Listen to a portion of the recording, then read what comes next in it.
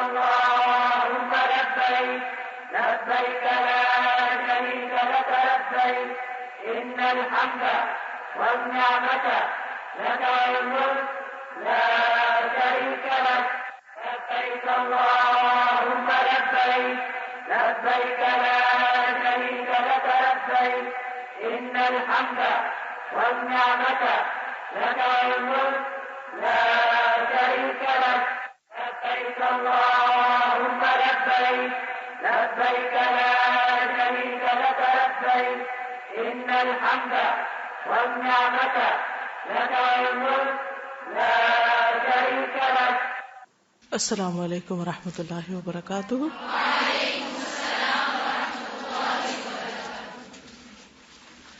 نحمده ونصلي على رسوله الكريم اما بعد فاعوذ بالله من الشيطان الرجيم بسم الله الرحمن الرحيم رب اشرح لي صدري ويسر لي امري واحلل عقدة من لساني يفقهوا قولي. کل ہم نے طواف کے بارے میں پڑھا تھا اور طواف کے بعد ساتھ ہی سعی کی جاتی ہے. یہ بھی حج کا رکن ہے, اس کے بغیر حج نہیں ہوتا.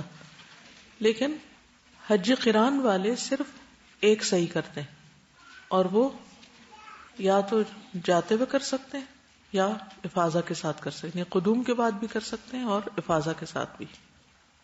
اگر وہ پہلے کر چکے ہیں تو دوبارہ کرنے کی ان کو ضرورت نہیں ہوتی. ٹھیک ہے. لیکن اب بات یہ ہے کہ حج قران ایک طرح سے ممکن نہیں رہا, جو خاص طور پر باہر سے جاتے ہیں لوگ, کیونکہ حج قران میں جہاں سے آپ جا رہے ہیں وہاں سے قربانی ساتھ لے جانا ضروری ہوتا ہے.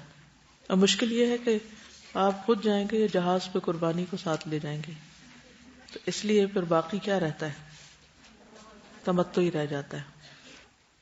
صحیح کی تفصیل ہم عمرے کے باب میں پڑھ چکے ہیں. حج تمتع کرنے والے طواف زیارہ کے بعد حج کی صحیح کریں گے. ایک عمرے کی صحیح ہوتی ہے اور ایک حج کی. یہ کون سا حج کرنے والے کریں گے؟ تمتع. اور جو حج قران کرتے ہیں وہ کیا کریں گے؟ ایک صحیح کریں گے. اور افراد والے بھی ایک ہی صحیح کریں گے. حج تمتع والے طواف زیارہ کے بعد یا طواف افاضہ کے بعد حج کی صحیح کریں. اکرمہ کہتے ہیں کہ ابن عباس سے حج میں تمتع کے متعلق پوچھا گیا. انہوں نے فرمایا کہ حجۃ الوداع کے موقع پر مہاجرین, انصار, نبی صلی اللہ علیہ وسلم کی ازواج, ہم سب نے احرام باندھا تھا. جب ہم مکہ آئے تو رسول اللہ صلی اللہ علیہ وسلم نے فرمایا اپنے احرام کو حج اور عمرہ دونوں کے لیے کرو, لیکن جو لوگ قربانی کا جانور اپنے ساتھ لائے ہیں وہ احرام نہ کھولیں. پھر 8ویں تاریخ کی شام آپ نے ہمیں حکم دیا کہ ہم حج کا احرام باندھ لیں. پھر جب ہم مناسک حج سے فارغ ہو گئے تو ہم نے آ کر بیت اللہ کا طواف اور صفا مروہ کی صحیح کی. پھر ہمارا حج پورا ہو گیا. واضح؟ تو حج قران والے ایک ہی صحیح کریں گے. نبی صلی اللہ علیہ وسلم نے کون سا حج کیا تھا؟ قران. جابر کہتے ہیں کہ نبی صلی اللہ علیہ وسلم اور آپ کے صحابہ نے صفا و مروہ کے مابین ایک ہی صحیح کی تھی. یعنی پہلی بار جو عمرہ کیا تھا اس کے ساتھ ہی کی تھی, دوبارہ واپس آ کے پھر صحیح نہیں کی. ٹھیک ہے. حج پہ چونکہ بہت زیادہ ازدحام ہوتا ہے, رش ہوتا ہے, تو اس لیے بعض اوقات جو مناسک ہیں ان کی ترتیب باقی نہیں رہتی. اس کی نبی صلی اللہ علیہ وسلم نے رخصت دی ہے.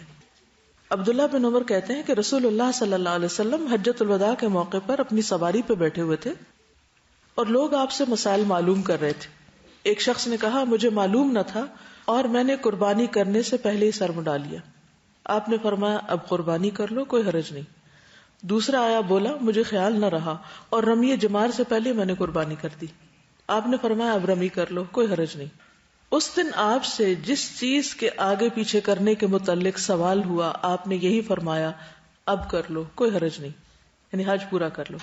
لیکن کسی کو بھی آپ نے دم دینے کے لیے نہیں کہا. تو یہ واضح رہے کہ ان مناسک میں اگر آگے پیچھے ہو جائے کوئی چیز تو دم نہیں ہے. افضل تو یہی ہے, مستحب یہی ہے کہ ترتیب کے ساتھ کیا جائے جس ترتیب کو نبی صلی اللہ علیہ وسلم نے فالو کیا. لیکن اگر ممکن نہ ہو کسی وجہ سے تو کوئی حرج نہیں. اصل چیز یہ ہے کہ مناسک پورے ہونے چاہیے. صحیح کے بعد واپس منا چلے جانا چاہیے. اگر کسی کام سے آپ مکہ میں رکتے بھی ہیں تو رات منا میں گزارنی چاہیے. حضرت عائشہ کہتی ہیں کہ رسول اللہ صلی اللہ علیہ وسلم نے طواف افاضہ کیا, پھر آپ منا لوٹ آئے اور ایام تشریق کی راتیں یہیں ٹھہرے رہے. ایام تشریق کیا ہوتے ہیں؟ ایک ہے عشرہ ذی الحج. جب عشرہ ذی الحج ختم ہوتا ہے تو پھر ایام تشریق شروع ہو جاتے ہیں، اور یہ ہیں 11، 12 اور 13 ذی الحج کے.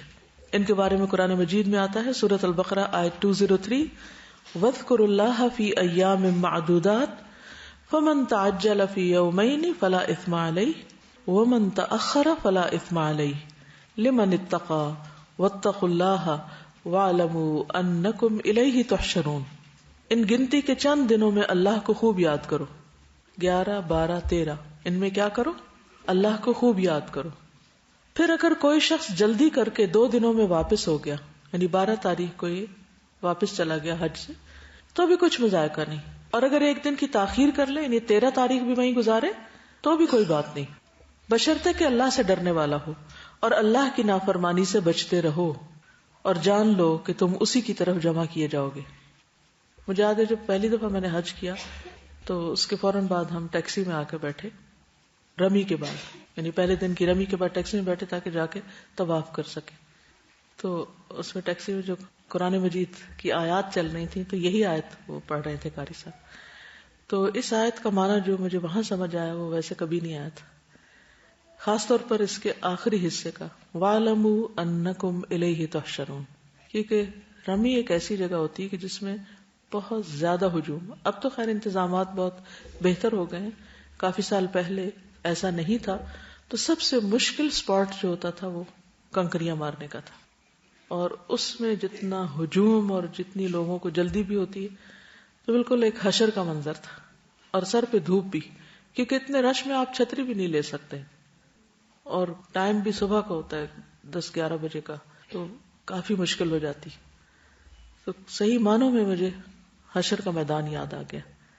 بہرحال ایام تشریق کی بھی بہت فضیلت ہے، جیسے عشرہ ذی الحج کی فضیلت ہے ایسے ایام تشریق کی بھی ہے. یہ دن سال کے باقی دنوں سے افضل ہیں. رسول اللہ صلی اللہ علیہ وسلم نے فرمایا افضل الایام عند اللہ یوم النحر و یوم القر. اللہ کے نزدیک سب سے افضل دن یوم النحر 10 ذی الحجہ اور اس کے بعد یوم القر 11 ذی الحجہ. تو اس طرح آلموسٹ ذی الحج کا نصف مہینہ تقریباً 13 دن بہت ہی فضیلت کے دن، اور خصوصاً یہ 3 دن جو ہیں یہ حج والوں کے لیے بہت اہم ہے. باقی 10 تو سب کے لیے. پھر مسلمانوں کی عید کے دن ہے یہ، ٹھیک ہے. عقبہ بن عامر کہتے ہیں کہ رسول اللہ صلی اللہ علیہ وسلم نے فرمایا یوم عرفہ 9 تاریخ، یوم نحر 10 ذی الحج یعنی قربانی کا دن، اور ایام تشریق ہم اہل اسلام کے عید کے دن ہیں. یہ کھانے اور پینے کے دن ہیں. ان دنوں میں روزہ نہیں رکھا جاتا. ان دنوں کی افضل ترین عبادت کیا ہے؟ اللہ کا ذکر، اور خصوصاً تکبیرات پڑھنا. عائشہ رضی اللہ عنہا نے بیان کیا کہ ابو بکر رضی اللہ عنہ ان کے ہاں تشریف لائے تو وہاں انصار کی 2 بچیاں دف بجا کر گا رہی تھیں. یہ حج کے ایام منا کا واقعہ ہے. نبی صلی اللہ علیہ وسلم چہرہ مبارک پر کپڑا ڈالے ہوئے لیٹے ہوئے تھے. ابو بکر رضی اللہ عنہ نے انہیں ڈانٹا کہ تم حضور صلی اللہ علیہ وسلم کے پاس بیٹھ کے یہ دف بجا رہی. تو آپ نے اپنے چہرے سے کپڑا ہٹا کے فرمایا ابو بکر انہیں چھوڑ دو، یہ عید کے دن ہیں اور یہ منا میں ٹہرنے کے دن تھے. تو اس سے کیا پتہ چلتا ہے کہ حاجیوں کو بھی عید منا لینی چاہیے. بعض لوگ وہاں مناسک حج ادا کرنے میں اتنے مشغول ہوتے ہیں کہ کسی اور چیز کی انہیں فکر نہیں ہوتی. یعنی ویسے تو کوئی کرنے کو کام نہیں ہوتا، لیکن یہ ہے کہ لوگ اس میں خوشی کا اظہار بھی نہیں کرتے. ایک اور حدیث سے پتہ چلتا ہے کہ کھانے پینے اور ذکر کے دن ہیں، جسمانی اور روحانی غذا دونوں طرح سے. کعب بن مالک سے روایت ہے کہ رسول اللہ صلی اللہ علیہ وسلم نے انہیں اور اوس بن حدثان کو تشریق کے دنوں میں یہ اعلان کرنے کے لیے بھیجا کہ جنت میں مومن کے سوا کوئی داخل نہ ہوگا، اور منا کے دن کھانے اور پینے کے دن ہیں. یعنی لوگ ان دنوں میں ریلیکس کریں، کھائیں پیئیں، ذکر کریں، کنکریاں ماریں، اور یہی ان دنوں کے کام ہیں. یوسف بن مسعود کی دادی کہتی ہیں کہ ایک آدمی اپنے اونٹ پر ان کے پاس سے گزرا جو منا کے میدان میں ایام تشریق میں اپنا اونٹ دوڑا رہا ہے اور کہتا جا رہا ہے یہ تو کھانے اور پینے کے دن ہیں. میں نے لوگوں سے اس کے بارے میں پوچھا تو انہوں نے بتایا کہ یہ علی بن ابی طالب ہیں.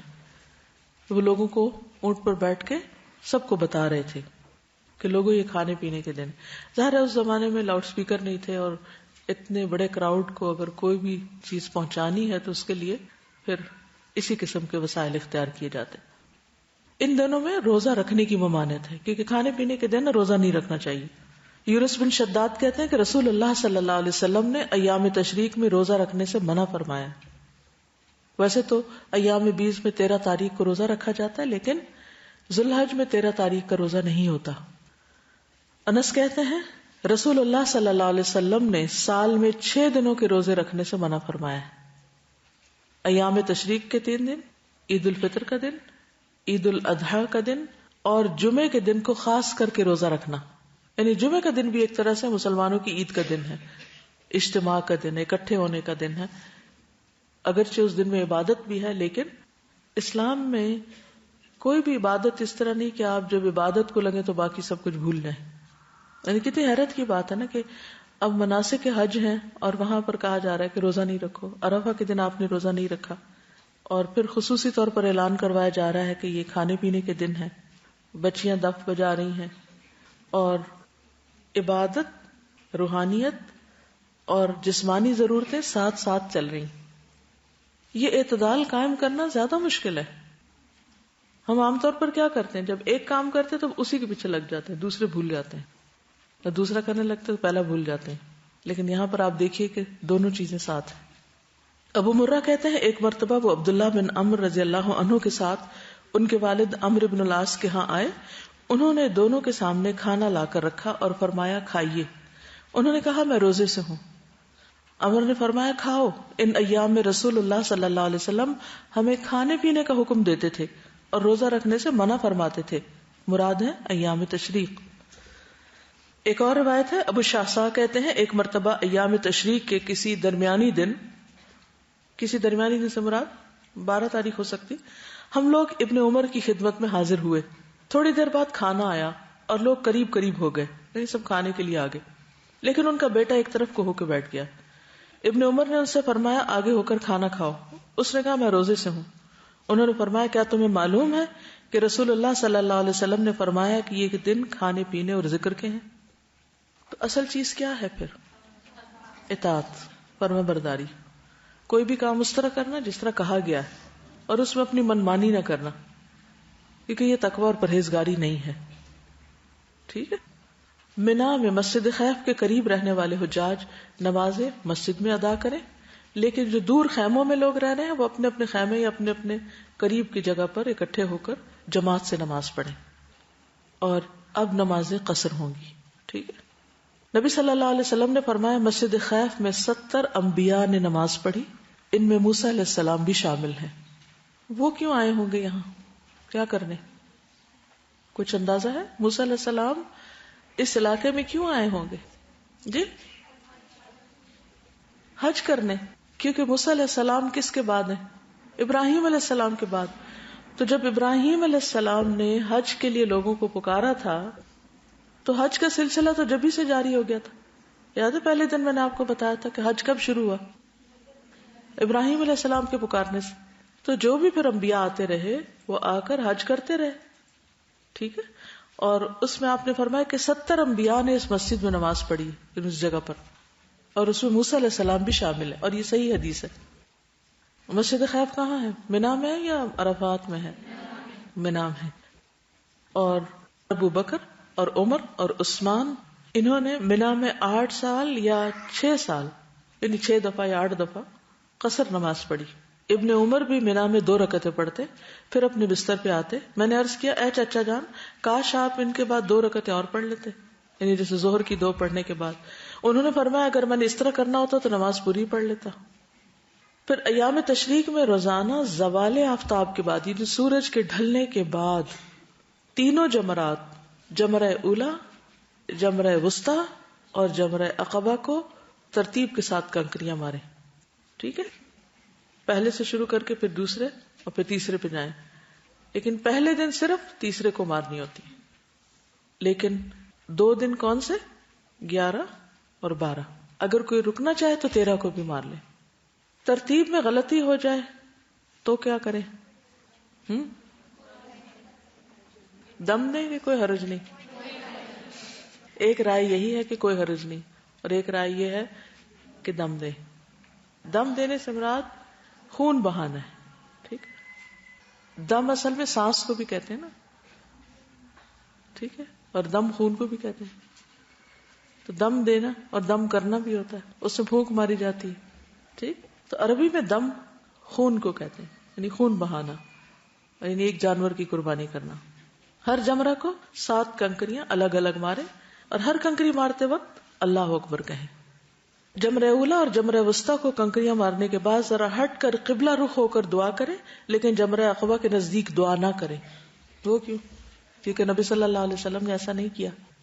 حضرت عائشہ بیان کرتی ہیں کہ نبی صلی اللہ علیہ وسلم ایام تشریق کی راتیں منا میں ٹھہرے, سورج ڈھلنے کے بعد جمرات کو کنکریاں مارتے, ہر جمرے کو 7 کنکریاں مارتے اور ہر کنکری کے ساتھ اللہ اکبر کہتے. پہلے اور دوسرے جمرے کے پاس کافی لمبی دیر رکتے اور اپنی عاجزی اور تضرع کا اظہار کرتے, دعائیں کرتے. پھر تیسرے جمرے کو کنکریاں مارتے مگر اس کے پاس نہیں رکتے تھے. سالم بیان کرتے ہیں کہ عبداللہ بن عمر پہلے جمرے کی رمی 7 کنکریوں کے ساتھ کرتے اور ہر کنکری پر اللہ اکبر کہتے. یعنی پہلے تو نبی صلی اللہ علیہ وسلم کا عمل ہے, اس کے بعد صحابی کا عمل بتایا جا رہا ہے. پھر آگے بڑھتے اور ایک نرم ہموار زمین پر پہنچ کر قبلہ رخ کھڑے ہو جاتے. جمرے کے پاس کنکری مارنے کا مطلب نہیں کہ اس کے پاس مار کے وہیں کھڑے رہیں اور ہلے نہیں. مارنے کے بعد ذرا سے ایک طرف کو ہٹ کے وہاں دعا کریں تاکہ دوسرے لوگ بھی مار سکیں. وہاں پہنچ کر قبلہ رخ کھڑے ہو جاتے اور اسی طرح دیر تک کھڑے ہو کر دونوں ہاتھ اٹھا کر دعا کرتے. بعض لوگوں کو اس پر اعتراض ہوتا ہے نا کہ دعا میں ہاتھ نہیں اٹھانے چاہیے, تو یہاں بھی آپ دیکھیں اس موقع پر بھی ہاتھ اٹھائے جا رہے ہیں. پھر جمرہ وسطیٰ کی رمی کرتے, پھر بائیں طرف بڑھتے اور ایک ہموار زمین پر کھڑے ہو کر قبلہ رخ ہو کر دعا کرتے. ٹھیک. اب آپ دیکھیے کہ جمرے سے ہٹ کے کھڑے ہو رہے ہیں, یہاں بھی دیر تک کھڑے کھڑے دونوں ہاتھ اٹھا کر دعائیں کرتے. اس کے بعد جمرہ عقبہ کی رمی کرتے, اس کے بعد کھڑے نہیں ہوتے اور آپ واپس چلے جاتے اور فرماتے کہ میں نے نبی صلی اللہ علیہ وسلم کو ایسے ہی کرتے دیکھا ہے, تو جو انہوں نے کیا وہی میں کر رہا ہوں. ایام تشریق میں چونکہ اللہ کا ذکر بھی کرنا ہوتا ہے تو جمرات کو کنکریاں مارنے کے علاوہ بھی تکبیرات پڑھتے رہنا چاہیے. تلبیہ نہیں پڑھیں گے اس میں, کیوں؟ تلبیہ کب تک پڑھنا تھا؟ 10 تاریخ کو منا کی جمرہ عقبہ کی کنکریاں مارنے تک. اب تلبیہ ختم ہے, اب صرف اور صرف تکبیرات ہیں. اللہ اکبر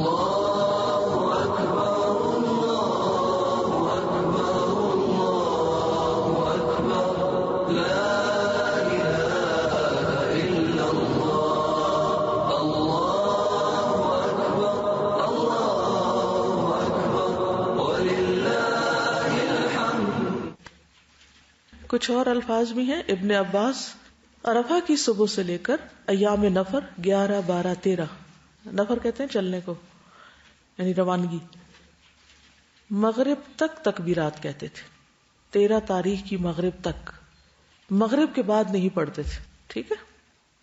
اللہ اکبر اللہ اکبر اللہ اکبر وللہ الحمد, اللہ اکبر و اجل, اللہ اکبر علی ما ہدانا, وہ یہ الفاظ پڑھتے تھے.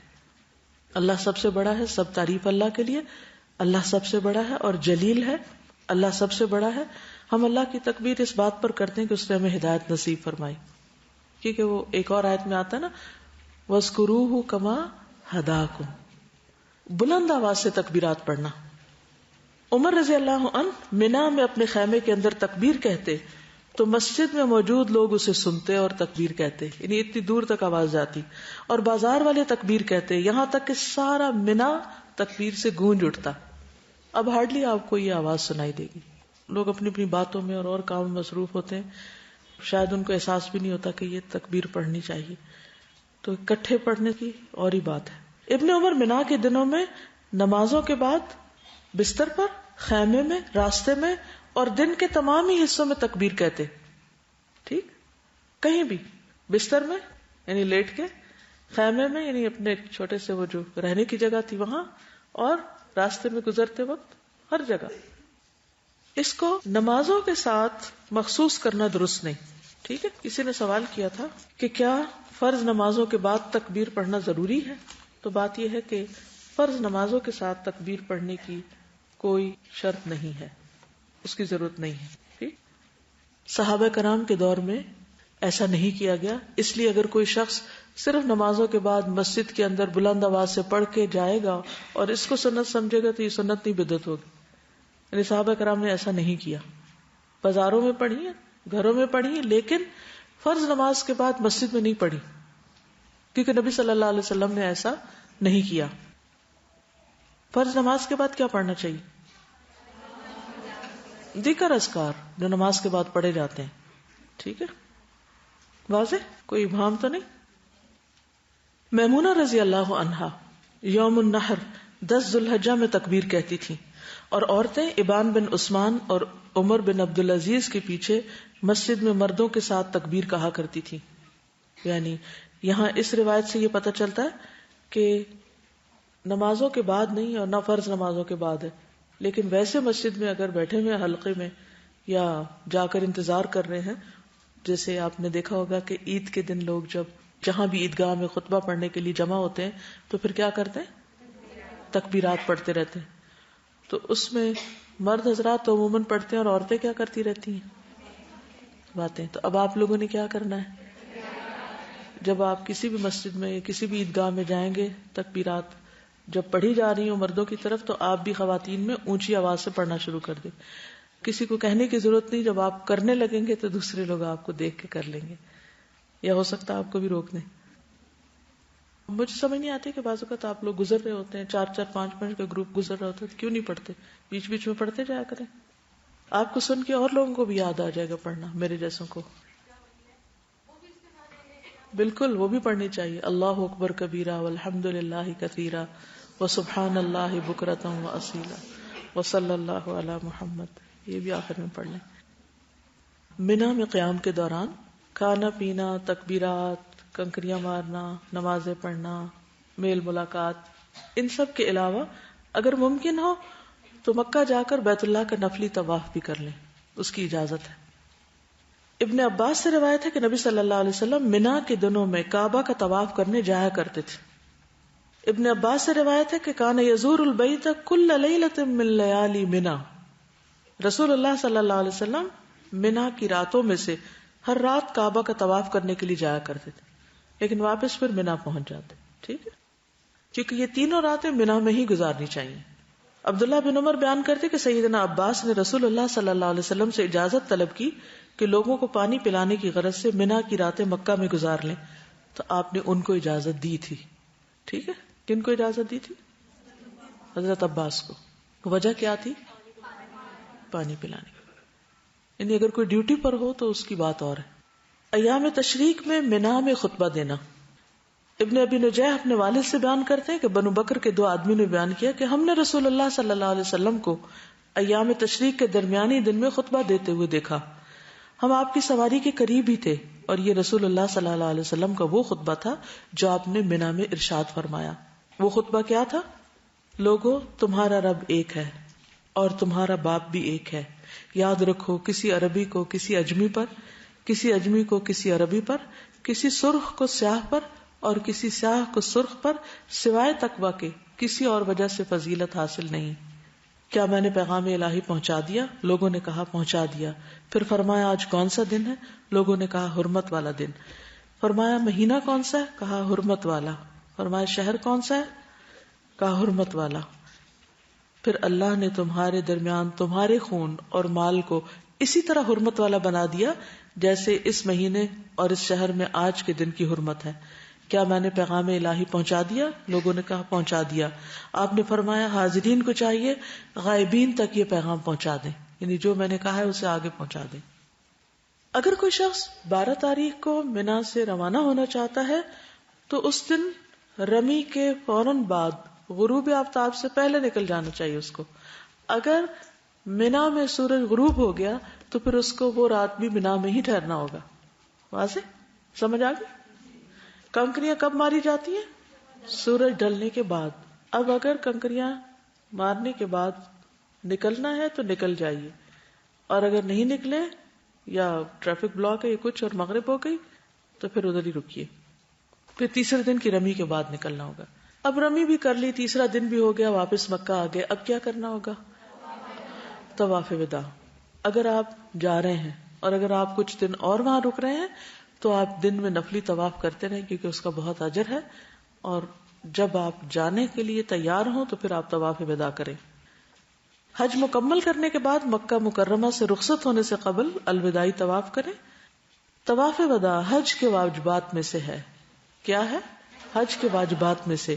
ابن عباس کہتے ہیں کہ لوگ حج کے بعد ہر جانب سے واپس چلے جاتے تھے تو رسول اللہ صلی اللہ علیہ وسلم نے فرمایا کوئی شخص ہرگز نہ جائے حتیٰ کہ اس کا آخری عمل بیت اللہ کا طواف ہو. لیکن ایک شخص کو اجازت ہے، وہ وداع کے بغیر بھی نکل سکتا ہے، حائضہ عورت. حضرت عائشہ نے بیان کیا کہ مکہ سے روانگی کی رات صفیہ رضی اللہ عنہا حائضہ تھی.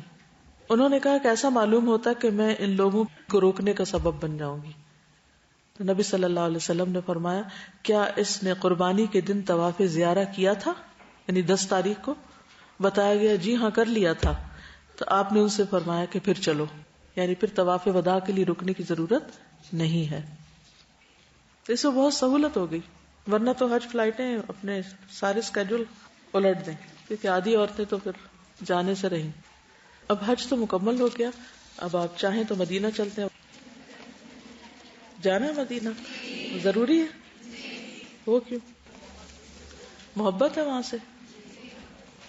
کس قسم کی محبت؟ الفاظ کی محبت یا شعوری محبت؟ چلے میں بھی ٹیسٹ کرتی ہوں آپ کی شعوری محبت کو. میرا سوال یہ ہے کہ کیا سفر مدینہ حج کا حصہ ہے؟ کیا حج مدینہ جانے کا نام ہے؟ کیونکہ بہت سے لوگ حج پہ جاتے وقت یہ کہتے ہوئے سنائی دیتے ہیں مدینے والے نے بلایا ہے. سنا یہ جملہ؟ یہ جملہ انتہائی غلط ہے. نبی صلی اللہ علیہ وسلم نے کسی کو نہیں بلایا ہوتا، کیونکہ حج مدینہ جانے کا نام نہیں ہے. حج اس پکار کا جواب ہے جو ابراہیم علیہ السلام نے اذن فی الناس بالحج کہہ کے پکارا تھا لوگوں کو کہ لوگوں حج کے لیے آؤ. تو جس روح نے لبیک کہہ دی وہ سب پہنچ جاتے ہیں اور حج مکہ میں ہی مکمل ہو جاتا ہے.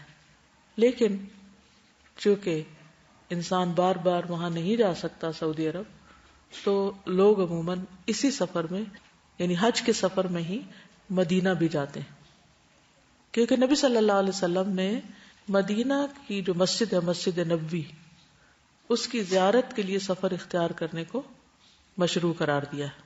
آپ نے فرمایا 3 مسجدوں کے علاوہ کسی مسجد کی طرف سفر نہ کیا جائے، یعنی بطور خاص اس کی زیارت یا اس میں اجر کی نیت سے نماز پڑھنے کے لیے نہ جائیں.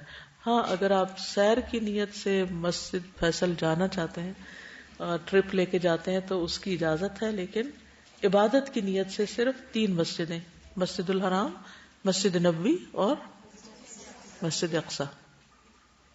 مدینہ دار الہجرت ہے، اس کو دار الہجرت بھی کہا جاتا ہے. نبی صلی اللہ علیہ وسلم کی ہجرت سے پہلے اس شہر کا نام کیا تھا؟ یثرب. آپ نے اس کا نام مدینہ یا طابہ رکھا. اس کو دار الہجرہ بھی کہا جاتا ہے کہ ہجرت کا گھر.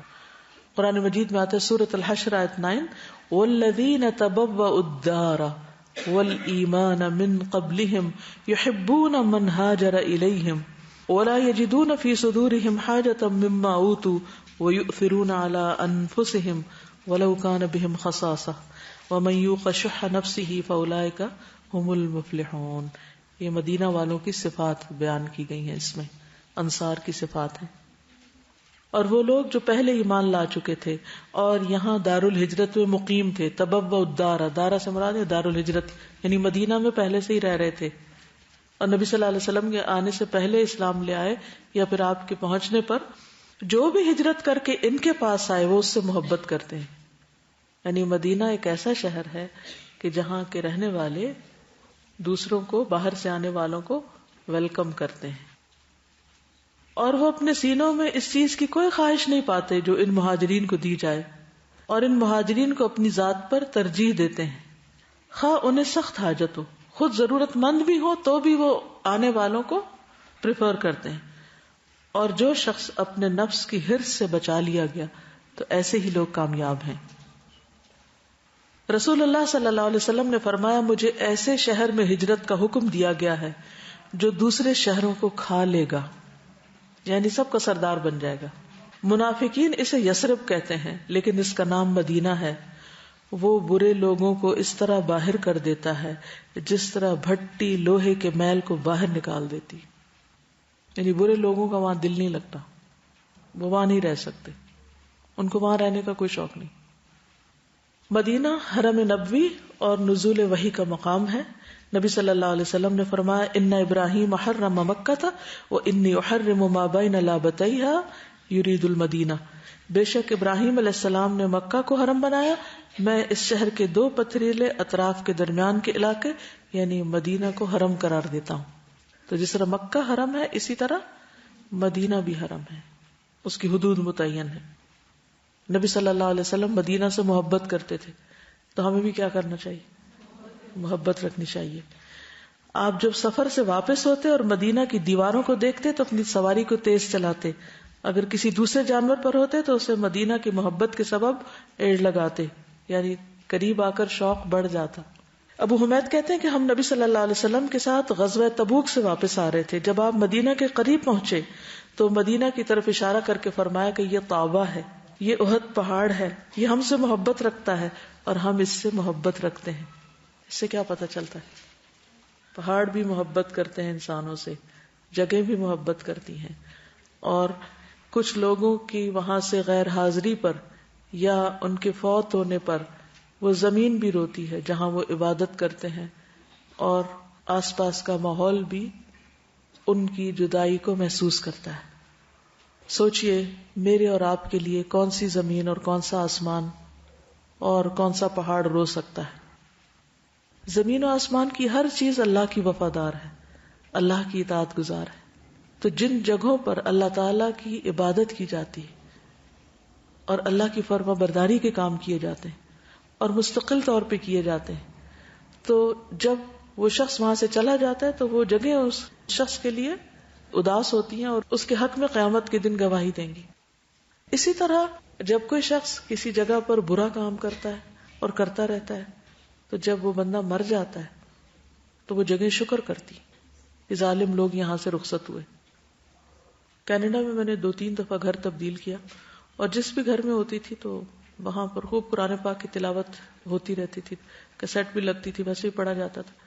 تو جب میں وہ جگہ چھوڑتی تو میں کہتی کہ اے دیواروں گواہ رہنا، تمہیں اللہ کا کلام خوب سنوایا گیا۔ اور اگر پھر کبھی مجھے گزرنے کا اتفاق ہوتا تو میں دیکھتی وہاں نان مسلمز رہ رہے ہیں تو میرے دل کو کچھ ہو جاتا تھا کہ اب یہ دیواریں شاید قرآن پاک کی تلاوت کو مس کرتی ہوں، کہ یہاں پر قرآن پڑھا جاتا تھا اور اب یہاں میوزک بجتا ہے۔ کہتے ہیں دیواروں کے بھی کان ہوتے ہیں، تو جہاں بھی آپ رہیں اللہ کی اطاعت میں رہیں، کبھی چھپ کے بھی غلط کام کرنے کی کوشش نہ کریں۔ اگر کوئی انسان نہ بھی دیکھ رہا ہو تو وہ چیزیں گواہ بن جاتی ہیں جہاں وہ غلط کام ہو رہے ہوتے ہیں، یا جہاں آپ پڑھ رہے ہوتے ہیں، یا آپ نماز پڑھ رہے ہوتے ہیں، یا سجدے کر رہے ہوتے ہیں۔ اسی لیے گھر کا کوئی کونا یا جگہ نماز کے لیے مخصوص کر لیا کرے اور مستقل طور پہ وہاں نماز پڑھا کریں، تاکہ وہ کم از کم وہ ایک ٹکڑا تو آپ کے حق میں گواہی دے۔ نبی صلی اللہ علیہ وسلم نے مدینہ کے لیے دعا بھی کی، فرمایا اے اللہ جتنی مکہ میں برکت عطا فرمائی ہے مدینہ میں اس سے دگنی عطا فرما۔ صحیح بخاری کی روایت ہے۔ حضرت عائشہ کہتی ہیں ہم مدینہ آئے تو وہاں وبا تھی، بیماریاں تھیں، تو حضرت ابوبکر اور حضرت بلال بیمار ہو گئے۔ جب رسول اللہ صلی اللہ علیہ وسلم نے اپنے اصحاب کی بیماری دیکھی تو دعا فرمائی کہ اے اللہ جیسا کہ تو نے ہمارے لیے مکہ کو محبوب بنایا تھا، مدینہ کو ہمارے لیے اس سے بھی زیادہ محبوب بنا دے، اور مدینہ کو صحت کی جگہ بنا دے، اور ہمارے لیے مدینہ کے ساع میں اور مد میں یعنی پیمانے ہیں ان میں برکت عطا فرما، اور مدینہ کے بخار کو جحفہ کی طرف پھیر دے۔ مدینہ کے آس پاس فرشتوں کا پہرا ہے۔ ابو ہریرہ کہتے ہیں مدینہ کے راستوں پر فرشتے ہیں، نہ اس میں طاعون آ سکتا ہے نہ دجال. ابو بکرہ کہتے ہیں نبی صلی اللہ علیہ وسلم نے فرمایا مدینہ پر دجال کا رعب بھی نہیں پڑے گا، مدینہ والے اس کا خوف بھی محسوس نہیں کریں گے. پھر محجن بن ادرا سے مروی ہے کہ ایک مرتبہ رسول اللہ صلی اللہ علیہ وسلم نے خطبہ دیتے ہوئے 3 مرتبہ فرمایا یوم الخلاص آنے والا ہے.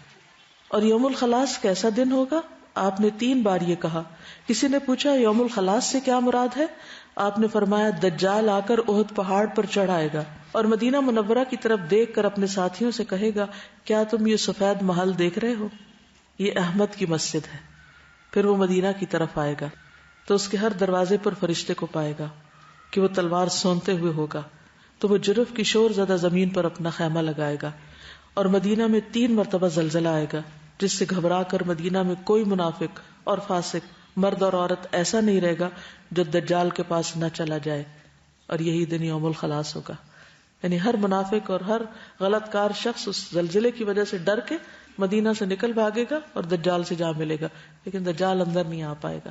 اور آپ دیکھیں گے یہ آپ صلی اللہ علیہ وسلم نے اس وقت بات فرمائی تھی، اور یہ سفید محل اس وقت مسجد نبوی کسی محل سے کم نہیں. مدینہ بھٹی کی طرح ہے. نبی صلی اللہ علیہ وسلم نے فرمایا مدینہ طیبہ ہے، سرکشوں کو اس طرح اپنے سے دور کر دیتا ہے جیسے آگ کی بھٹی چاندی کے میل کو چال کو دور کر دیتی. مدینہ کی مشکلات پر صبر کا اجر ہے. یعنی اگر آپ کو وہاں جا کر کسی قسم کی کوئی تنگی ہو، پریشانی ہو، تو اس کا ذکر نہیں کرنا چاہیے، صبر سے کام لینا چاہیے. آپ نے فرمایا یہ مدینہ ان کے لیے بہتر ہے، کاش کہ وہ جان لیں. اور کوئی مدینہ کو نہیں چھوڑتا مگر اللہ اس سے بہتر شخص وہاں بھیج دیتا ہے. جو آدمی بھی مدینہ کی بھوک پیاس اور مشقت پر صبر کرے گا تو میں قیامت کے دن اس کی سفارش کروں گا اور اس کے حق میں گواہی دوں گا. مدینہ میں مرنے کی بھی فضیلت ہے. ابن عمر سے روایت ہے کہ رسول اللہ صلی اللہ علیہ وسلم نے فرمایا تم میں سے جو یہ کر سکے کہ مدینہ میں مرے تو ایسا ضرور کرے، اس لیے کہ میں مدینہ میں مرنے والے کے حق میں گواہی دوں گا. کسی نے اپنے سسر کا ذکر کیا کہ وہ مدینہ میں رہتے تھے، ساری زندگی انہوں نے تقریباً وہاں گزاری، پھر بڑی عمر میں وہ وہاں سے نکلتے نہیں تھے اس ڈر سے کہ کہیں میں نکلوں گا تو میں کہیں فوت ہی نہ ہو جاؤں باہر، تو مدینہ میں ہی مرنا چاہتا ہوں. ہر شخص کی اپنی اپنی پرائرٹیز ہوتی ہیں. مدینہ عیر سے لے کر سور تک حرم ہے، لہٰذا جو کوئی اس میں نیا کام کرے گا، یعنی بدعت نکالے گا یا نئے کام نکالنے والے کو جگہ دے گا، اس پر اللہ، فرشتوں اور سب انسانوں کی لعنت. اس سے قیامت کے دن نفل اور فرض قبول نہ کیے جائیں گے. مسجد نبوی میں 40 نمازیں پوری کرنے کی کوئی شرط نہیں ہے. ایک ضعیف روایت ہے جس کی بنا پر لوگ اس کا بہت اہتمام کرتے ہیں، لیکن اس کا یہ مطلب نہیں کہ انسان مسجد ہی نہ جائے اور گھر میں بیٹھ کے نماز پڑھ لے. وہاں ایک نماز کا اجر کتنا ہے؟ جی ہاں، 1000 نماز برابر. تو اس لیے اس اجر سے محروم نہیں رہنا چاہیے. مدینہ کی کھجور عجوہ سے بھی بھرپور فائدہ اٹھانا چاہیے. آپ نے فرمایا العجوۃ من الجنہ، عجوہ کھجور جنت کی کھجور ہے، اور جو شخص صبح 7 کھجوریں یہ کھائے گا اس دن زہر اور جادو سے محفوظ رہے گا، اس کے نقصان سے، اور اس کے کھانے میں شفا بھی ہے. پھر یہ کہ مدینہ میں خاص طور پر مسجد نبوی کی فضیلت. قرآن مجید میں آتا ہے لَمَسْجِدٌ أُسِّسَ عَلَى التَّقْوَى مِنْ أَوَّلِ يَوْمٍ أَحَقُّ أَن تَقُومَ فِيهِ، وہ مسجد جس کی پہلے دن سے تقوی پر بنیاد رکھی گئی تھی زیادہ مستحق ہے کہ آپ اس میں کھڑے ہوں. عبد الرحمن کہتے ہیں کہ مجھ سے میرے والد یعنی ابو سعید خدری نے فرمایا میں رسول اللہ صلی اللہ علیہ وسلم کی ازواج مطہرات میں سے کسی کے گھر میں گیا، عرض کیا اللہ کے رسول ان دونوں مسجدوں میں سے وہ کون سی مسجد ہے جس کی بنیاد تقوی پر رکھی گئی؟ آپ صلی اللہ علیہ وسلم نے کنکریوں کی ایک مٹھی لے کر اسے زمین پر مارا اور فرمایا وہ یہی تمہاری مسجد، یعنی وہاں سے کنکریاں اٹھا کے کہا یہی مسجد، یہ مدینہ کی مسجد ہے. کچھ لوگوں میں اختلاف ہوا، بعض نے مسجد قباء کہا اور بعض نے مدینہ کی مسجد، لیکن آپ نے فرمایا اس سے مراد میری مسجد ہے اور مسجد قباء میں خیر کثیر ہے، یعنی اس کی بھی اہمیت کم نہیں. آپ صلی اللہ علیہ وسلم نے اس مسجد کی تعمیر میں خود حصہ ڈالا، صحابہ کے ساتھ اینٹیں ڈھو ڈھو کر لائے اور اس کو تعمیر کیا. حضرت ابو ہریرہ سے روایت ہے کہ رسول اللہ صلی اللہ علیہ وسلم نے فرمایا 3 مساجد کے علاوہ کسی اور مسجد کا سفر ثواب کی نیت سے نہ کیا جائے، میری یہ مسجد یعنی مسجد نبوی، مسجد حرام اور مسجد اقصی. اور آپ نے یہ فرمایا ابن عمر کی روایت ہے میری اس مسجد میں نماز کا ثواب باقی مساجد کے مقابلے میں 1000 گنا زیادہ ہے سوائے مسجد حرام کے. مسجد میں کیسے داخل ہونا چاہیے؟ اعوذ باللہ العظیم وبوجہہ الکریم وسلطانہ القدیم من الشیطان الرجیم، اور بسم اللہ والسلام علی رسول اللہ اللہم اغفر لی ذنوبی وافتح لی ابواب رحمتک۔ مسجد میں داخل ہونے کے بعد کیا کرنا چاہیے؟ تحیۃ المسجد پڑھنی چاہیے۔ ابو قتادہ کہتے ہیں کہ میں مسجد میں داخل ہوا اس حال میں کہ رسول اللہ صلی اللہ علیہ وسلم لوگوں کے درمیان تشریف فرما تھے۔ وہ کہتے ہیں کہ میں بھی بیٹھ گیا، جا کے اندر گیا اور جا کے بیٹھ گیا۔ آپ نے فرمایا تمہیں بیٹھنے سے پہلے 2 رکعتیں پڑھنے سے کس چیز نے روکا ہے؟ میں نے عرض کیا اللہ کے رسول صلی اللہ علیہ وسلم میں نے آپ کو اور دوسرے لوگوں کو بیٹھے ہوئے دیکھا تو میں بیٹھ گیا۔ آپ نے فرمایا جب بھی تم میں سے کوئی مسجد میں داخل ہو تو وہ نہ بیٹھے جب تک کہ 2 رکعتیں نہ پڑھ لے۔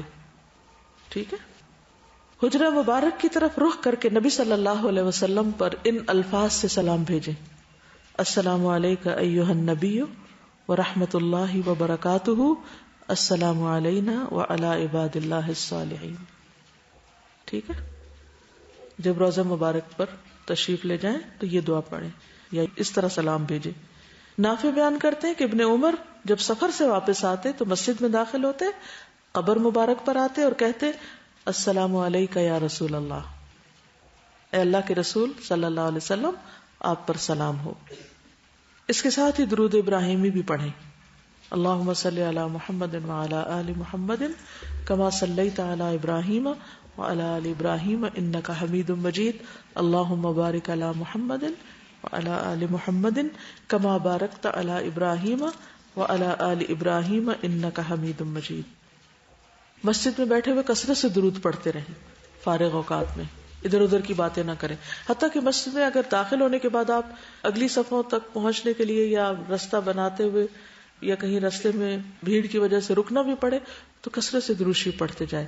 اللہم صلی علی محمد النبی الامی وعلی آل محمد، کیونکہ اس سے دل کی کیفیت ہی بدل جاتی اور ایک اور ہی احساس ہوتا ہے کہ ہم جس ہستی پہ درود بھیج رہے ہیں ہم اس سے کتنے قریب ہیں اس وقت۔ اسی طرح اللہم صلی علی محمد وعلی آل محمد۔ پھر حضرت ابوبکر صدیق اور حضرت عمر پر بھی سلام بھیجیں۔ نافع بیان کرتے کہ ابن عمر جب سفر سے آتے تو مسجد میں داخل ہوتے، قبر مبارک پہ آتے، پہلے نبی صلی اللہ علیہ وسلم پہ سلام بھیجتے، پھر کہتے السلام علیک یا ابا بکر، اور پھر حضرت ابو بکر کے بعد حضرت عمر کو سلام کرتے السلام علیک یا عمر۔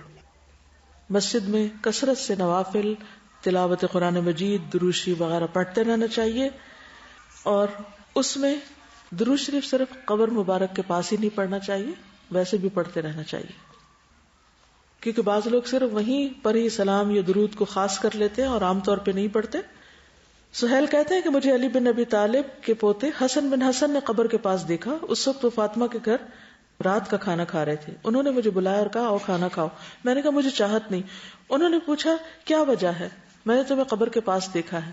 یعنی اس وقت اس طرح تو کچھ بھی بند نہیں تھا نا، کھلا تھا سب۔ میں نے کہا میں نبی صلی اللہ علیہ وسلم پر سلام بھیجنے آیا تھا۔ انہوں نے کہا جب تم مسجد میں داخل ہوئے تھے تو سلام کر لیتے۔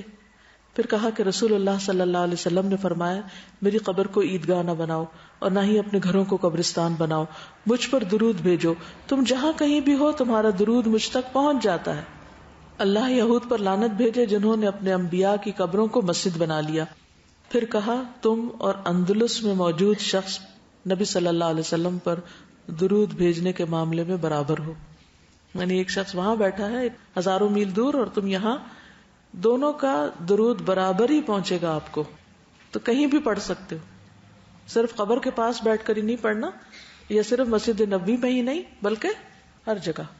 اور وہاں پہ اگر ہو سکے تو سیرت رسول صلی اللہ علیہ وسلم کا مطالعہ کریں، خصوصاً مدنی دور کا، کیونکہ اس سے بہت سی چیزیں بہت اچھی طرح پھر سمجھ میں بھی آتی ہیں۔ لیکن روضۃ الجنہ جو ہے یا ریاض الجنہ، اس تک پہنچنے کے لیے دھکم پیل اور لوگوں کو اذیت نہ دیں، یا نماز پڑھنے والوں کے آگے سے نہ گزریں۔ اگر نفل کا موقع مل جائے تو بہت اچھا، اور اگر نہ بھی نفل پڑھ سکے کیونکہ جگہ ہی نہیں ہے تو بھی وہاں تھوڑی دیر رک کر واپس آ جائیں۔ نبی صلی اللہ علیہ وسلم نے فرمایا میرے حجرے اور ممبر کے درمیان والی جگہ جنت کے باغوں میں سے ایک باغ ہے، اور میرا ممبر میرے حوض پر واقع ہے۔ اور امام بخاری نے اسی جگہ پر صحیح بخاری لکھی تھی۔ مدینہ منورہ میں کچھ اور مقامات بھی ہیں، مثلا مسجد قباء۔ مسجد قباء جو ہے اس کی زیارت بھی ضروری ہے. نبی صلی اللہ علیہ وسلم ہر ہفتے کو مسجد قباء آتے، کبھی پیدل کبھی سواری پر. عبداللہ بن عمر بھی ایسا ہی کرتے. عامر بن سعد اور عائشہ بنت سعد سے مروی ہے، ان دونوں نے اپنے والد سعد بن ابی وقاص کو کہتے ہوئے سنا کہ مجھے بیت المقدس میں نماز پڑھنے سے زیادہ پسندیدہ یہ ہے کہ میں مسجد قباء میں نماز پڑھوں. مسجد قباء جاتے ہوئے باوضو ہو کر گھر سے نکلنا. رسول اللہ صلی اللہ علیہ وسلم نے فرمایا جو اپنے گھر سے خوب اچھی طرح وضو کرے پھر مسجد آ کر نماز پڑھے اس کو عمرہ کے برابر اجر ملے گا. کس مسجد میں جا کر؟ مسجد قباء میں جا کر نماز پڑھے. اس کے علاوہ بقیع غرقد، ممکن ہو تو جنت البقیع میں مدفون لوگوں کی مغفرت کی دعا کے لیے جائیں. رسول اللہ صلی اللہ علیہ وسلم مدینہ طیبہ کے قبرستان بقیع غرقد، جس کو جنت البقیع کہتے ہیں، اور شہدائے احد کی قبروں کی زیارت کے لیے جایا کرتے تھے اور ان کے لیے دعا بھی کرتے تھے. السلام علیکم دار قوم مؤمنین واتاکم ما توعدون غدا مؤجلون وان شاء اللہ بکم لاحقون اللہم اغفر لأہل بقیع الغرقد. اے مومنو تمہارے اوپر سلام ہو، تمہارے پاس وہ چیز آ چکی ہے جس کا تم سے وعدہ کیا جاتا تھا کہ مستقبل میں وہ تم کو ملے گی، یعنی موت کے بعد تم اس موقع پر یا اس وعدے کو پہنچ چکے ہو. اگر اللہ نے چاہا تو ہم تم سے ملنے والے ہیں. اے اللہ بقیع غرقد والوں کی مغفرت فرما. پھر جبل احد، احد کا پہاڑ. نبی صلی اللہ علیہ وسلم نے فرمایا تھا کہ احد ہم سے محبت کرتا ہے اور ہم اس سے محبت کرتے ہیں. یہ وہی پہاڑ ہے جس پر ایک مرتبہ نبی صلی اللہ علیہ وسلم، حضرت ابو بکر، حضرت عمر اور عثمان جب اس پہ چڑھے تھے تو احد کانپ اٹھا تھا. آپ نے فرمایا احد سکون کر، اس وقت تجھ پر ایک نبی، ایک صدیق اور 2 شہید کھڑے.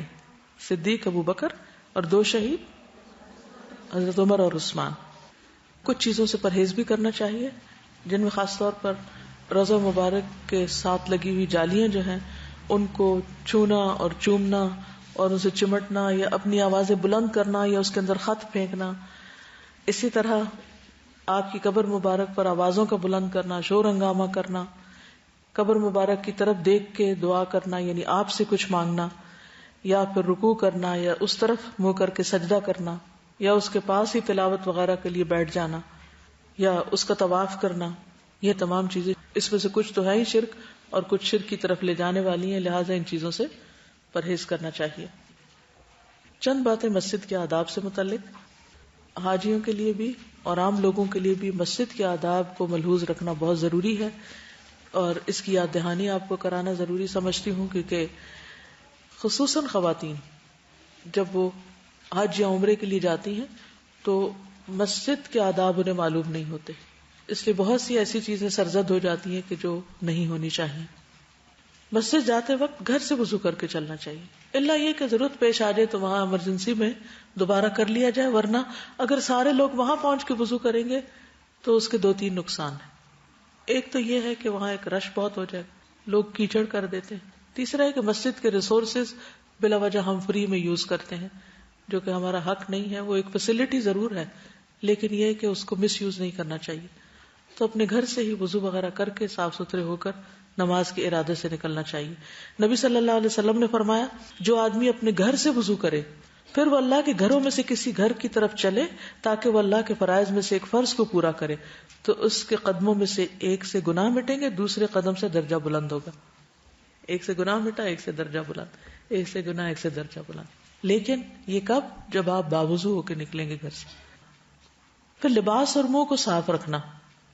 نبی صلی اللہ علیہ وسلم نے فرمایا جس نے لہسن کی ترکاری میں سے کچھ کھایا، جس نے پیاز، لہسن اور گندنا کھایا، وہ ہماری مسجد کے قریب نہ آئے، کیونکہ فرشتے ان چیزوں سے تکلیف محسوس کرتے ہیں جن سے انسان تکلیف محسوس کرتے ہیں.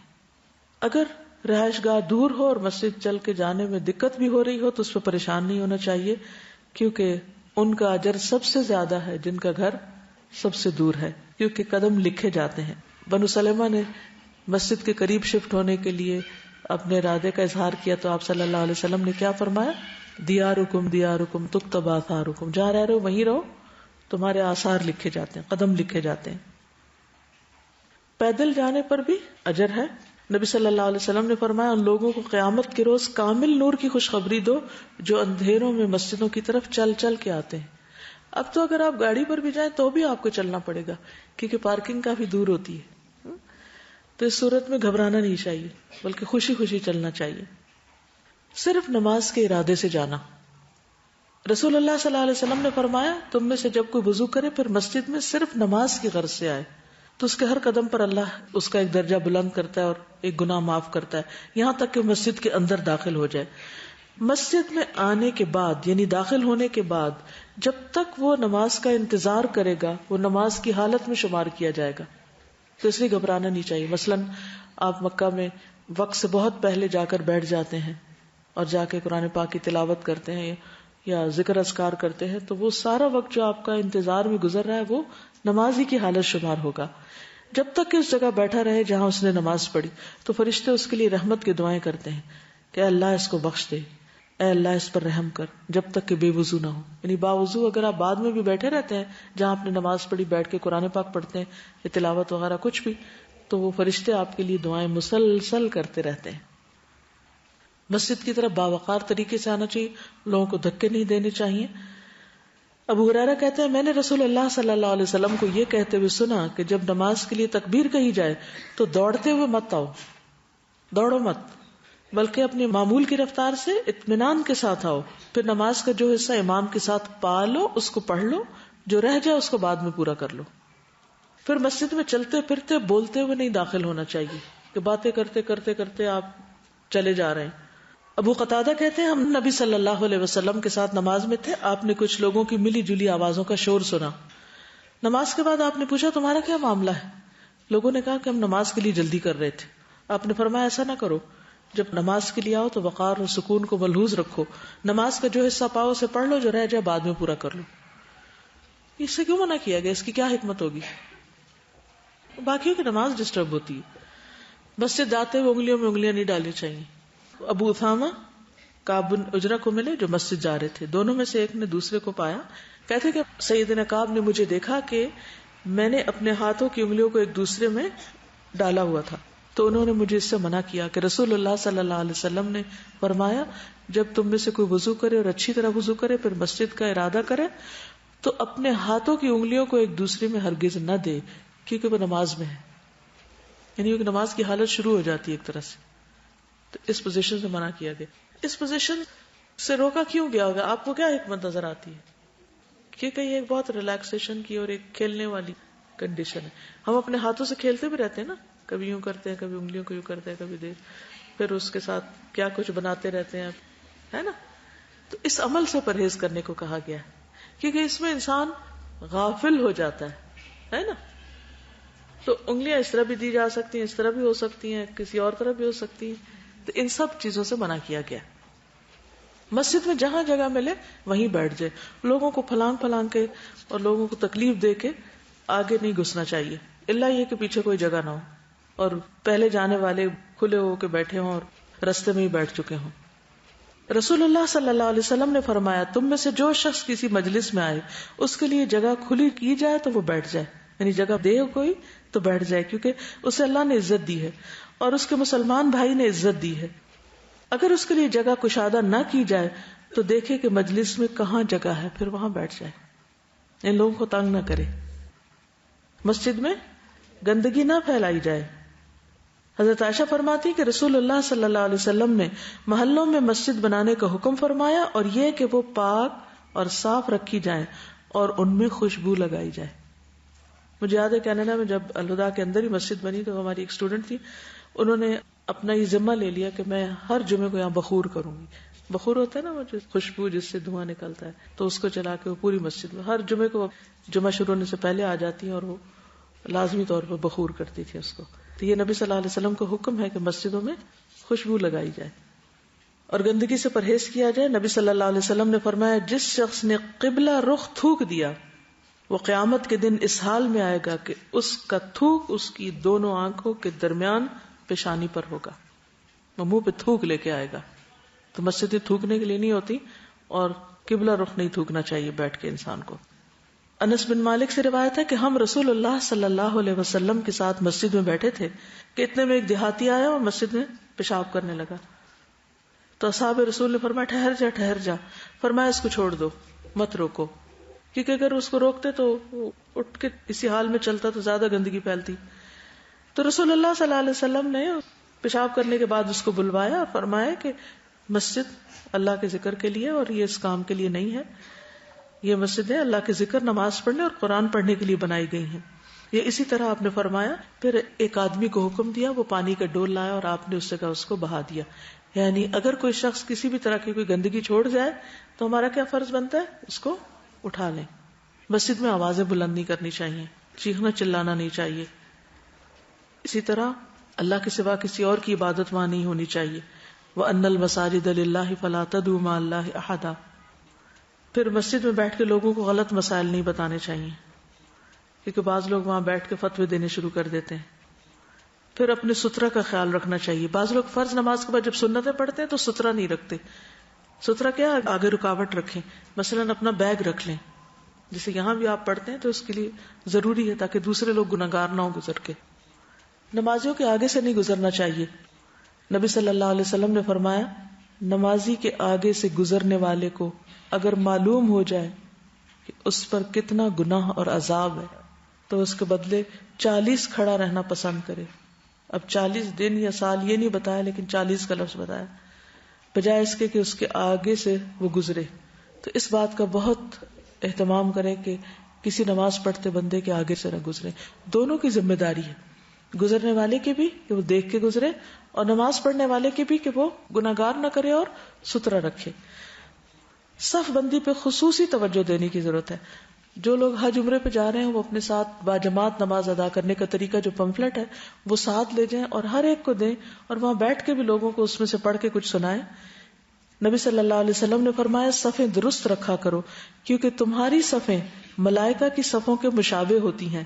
کندھے ملا لیا کرو، اور کندھوں کو آگے پیچھے نہیں ہونا چاہیے. درمیان میں خلا کو پر کر لیا کرو، اور اپنے بھائیوں کے ہاتھوں میں نرم ہو جایا کرو. اگر کوئی کہے کہ ساتھ مل جاؤ تو ساتھ مل جائے. اور شیطان کے لیے جگہ نہ چھوڑو. جو شخص صف کو ملاتا ہے اللہ اسے جوڑتا ہے، اور جو صف کو توڑتا ہے اللہ اس کو توڑتا ہے، یعنی اپنی رحمت سے کاٹ دیتا ہے. نبی صلی اللہ علیہ وسلم نے فرمایا قسم ہے اس ذات کی جس کے ہاتھ میں میری جان ہے، میں دیکھتا ہوں کہ چھوٹی بھیڑوں کی طرح شیاطین صفوں کے بیچ میں گھس جاتے ہیں. تو میں نماز میں کیا خشوع ہوگا اگر اس میں گیپس ہوں گے؟ تو شیطان گھوم پھر رہا ہے بیچ میں.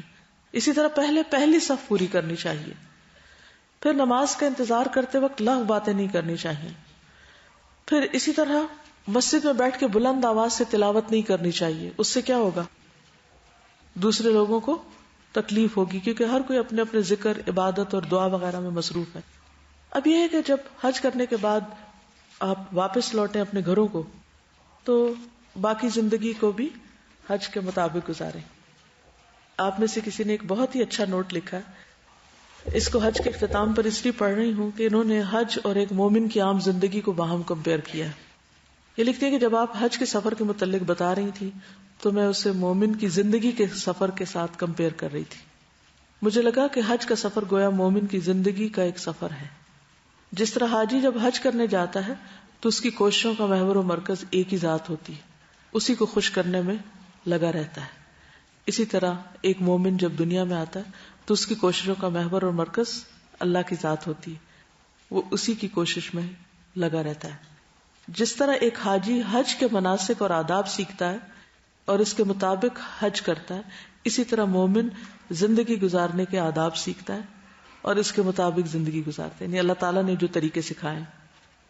جس طرح حاجی اپنی مرضی سے حج نہیں کرتا، ان طریقوں کے مطابق کرتا ہے جو اسے سکھائے گئے، اسی طرح مومن بھی اپنی مرضی سے زندگی نہیں گزارتا بلکہ ان طریقوں کو اختیار کرتا ہے جو اللہ تعالیٰ نے اس کو سکھائے.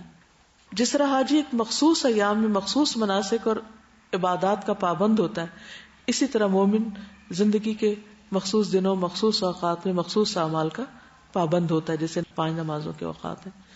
جس طرح حج کے سفر میں فسوق، جدال وغیرہ ممنوع ہیں، اسی طرح مومن کی زندگی میں بھی عام دنوں میں فسوق اور جدال اور اس طرح کے جھگڑے منع ہیں.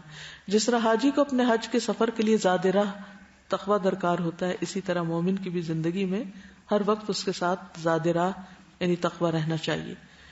حج کے سفر میں بے پناہ صبر چاہیے، زندگی کے سفر میں بھی بہت صبر چاہیے. حاجی حج کے موقع پر ہونے والے احسانات کو یاد رکھتا ہے، یعنی اللہ کا احسان تو اذیت کم ہوتی، اسی طرح مومن بھی عام زندگی میں اللہ کے احسانات کو یاد رکھتا ہے. حاجی کو دوران حج سکینت اور وقار کو اختیار کرنا چاہیے. مومن کو بھی اپنی عام روزمرہ زندگی میں سکینت اور وقار کا مظاہرہ کرنا چاہیے. سب سے بہترین حج وہ ہے جس میں اللہ کا ذکر ہو. تو اسی طرح بہترین مومن وہ ہے جس کی زبان پر ہر وقت اللہ کا ذکر ہو. پھر اسی طرح میدان عرفات میں غبار آلود حاجی کو دیکھ کر اللہ تعالیٰ اس کو معاف کر دیتے ہیں. اسی طرح میدان حشر میں اللہ تعالیٰ تھکے ہوئے مومنوں کو، یعنی جو اللہ کی راہ میں تھکے ان کو بھی انشاءاللہ معاف کر دیں گے. اور پھر وہاں چونکہ حج کا جو سیزن ہے وہ سارے کا سارا آخرت کی یاد دلاتا ہے. جس طرح حاجی حج کی سفر کی ابتدا انتہا تک یعنی کہ ساری چیزوں کو فالو کرتا ہے، اسی طرح مومن بھی ابتدا سے یعنی مہد سے لحد تک ان تمام چیزوں کو دیکھتا ہے جو اللہ تعالیٰ نے اس سے تقاضا کیا ہے. حاجی حج کے موقع پر لبیک کہتا ہے، مومن بھی اللہ کے ہر حکم پر لبیک کہتا ہے کہ اللہ میں حاضر ہوں، جیسے تو کہے گا میں ویسے ہی کروں گا. کہتی ہیں کہ ایک فرق ہے کہ حاجی تو دوبارہ حج کر سکتا ہے اگر کوئی کمی بیشی ہو گئی، لیکن مومن اگر اس کی زندگی ختم ہو گئی تو دوبارہ آ کر شروع نہیں کر سکتا، دوبارہ موقع نہیں ملے گا. لہٰذا اس زندگی کو زیادہ سے زیادہ بہتر طور پر گزارے. اور آج کا پیغام بھی یہی ہے کہ انسان اس سفر سے بہت کچھ سیکھے اور پھر اپنی زندگی کے سفر میں اس کو اپلائی کرے. جب آپ حج سے واپس آتے ہیں تو اس موقع پر آپ کا استقبال ہوتا ہے اور ایئرپورٹ پہ بہت لوگ پہنچتے ہیں اور ہار ڈالتے ہیں. تو حد سے بڑی ہوئی چیز تو کوئی بھی ٹھیک نہیں، لیکن اس کا جواز بہرحال ملتا ہے. نبی صلی اللہ علیہ وسلم مکہ پہنچے تو آپ کے خاندان بنو عبد المطلب کے چھوٹے چھوٹے بچوں نے آپ کا استقبال کیا. تو آپ نے ایک کو اپنے آگے سواری پہ بٹھا لیا اور ایک کو اپنے پیچھے سوار کر لیا. حج کے بارے میں ایک تحریر میں نے پڑھی تھی مولانا مودودی کی. انہوں نے لکھا ہے کہ عالم اسلام کے اندر خانہ کعبہ کی مثال وہی ہے جو انسان کے جسم میں دل کی ہوتی. انسان کے جسم میں دل کا مقام یہ ہے کہ وہ رگ رگ سے خون کھینچ کر اپنی طرف لاتا ہے، پھر اس کو پمپ کر کے سالے شکل میں انسان کے جسم کی رگ رگ میں پہنچاتا ہے. جسد ملت کے لیے ایسا ہی عمل خانہ کعبہ کرتا ہے. ہر سال دنیا کے ہر گوشے سے مسلمانوں کو کھینچ لاتا ہے، پھر ان کو گناہوں کی آلائشوں اور سیرت و کردار کی خامیوں سے پاک کر کے ایک نئی اور صالح زندگی کی افزائش کر کے دنیا کے ہر گوشے میں واپس بھیج دیتا ہے. جس طرح انسان کے جسم میں دل جب تک دھڑکتا رہتا ہے انسان کا جسم زندہ رہتا ہے، اسی طرح حج حقیقت میں دنیا اسلام کے دل کی دھڑکن ہے جو صاف خون کو کھینچ کر لاتی ہے. یعنی اللہ تعالیٰ نے امت مسلمہ کی اصلاح کے لیے ایک بہترین ذریعہ اس کو بنایا. چلیے آپ کا حج تو یہاں مکمل ہوا. اب اجازت. سبحانک اللہم و بحمدک اشہد ان لا الہ الا انت استغفرک و اتوب الیک. السلام علیکم و رحمۃ اللہ وبرکاتہ.